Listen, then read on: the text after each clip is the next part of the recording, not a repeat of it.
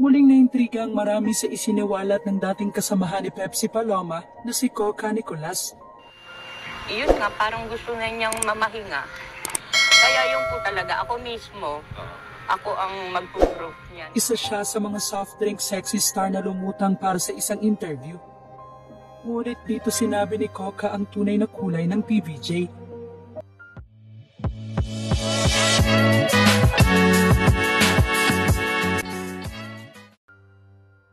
Naaalala niyo pa ba ang issue na kumalat noon tungkol sa pagkawala ng sexy star na si Pepsi Paloma?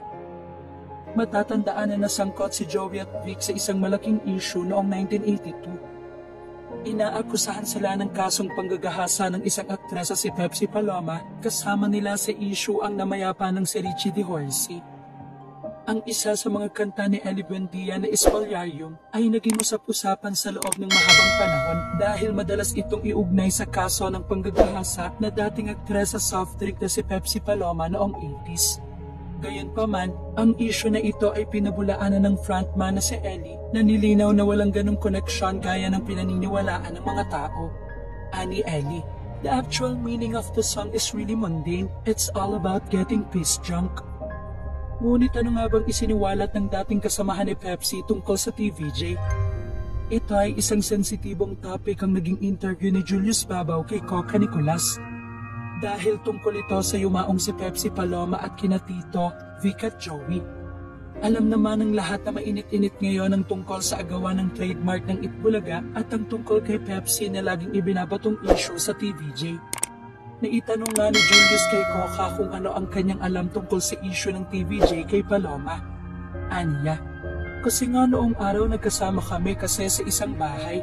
Ayon pa nga rito ay natanong umano niya si Pepsi kung totoo ba ang kumakalat na issue tungkol sa kanila ng TVJ. Hindi alam mo naman si Tito Ray. Sagot daw umano sa kanya ni Pepsi. Ayon pa nga raw kay Pepsi ay gagawin umano lahat ng kanilang manager na si Tito Ray para lang sumikat sila. Ako mismo magpuprove na hindi totoo po yun. Si Pepsi raw mismo ang nagsabi kay Coca na hindi totoo ang issue na iyon. Lagi na din daw sinasabi ni Pepsi kay Coca na gusto niya niyang mamahinga. Madalas din umano nito sabihin na pagod na siya. Samantala, matatanda noong September 1982, iniurong ni Pepsi ang demanda laban kina Vic, Joey at Richie. Ikinagulat ito ng mga sumusubaybay sa kaso pero pinanindigan ito ni Pepsi. Sa pagharap ng sexy star sa mga reporters, sinabi nitong may mga taong gusto lamang pagkakitaan ng mga sikat na TV host sa gawa-gawang istorya. Walang pagkakasala ang mga nakademanda, ayon kay Pepsi. At ako'y pinilit lamang ng mga taong may pagnanais na kumita sa pamamagitan ng maling publisidad.